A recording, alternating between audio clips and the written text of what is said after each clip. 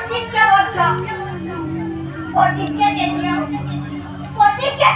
ভংগ কৰিব নোৱাৰে।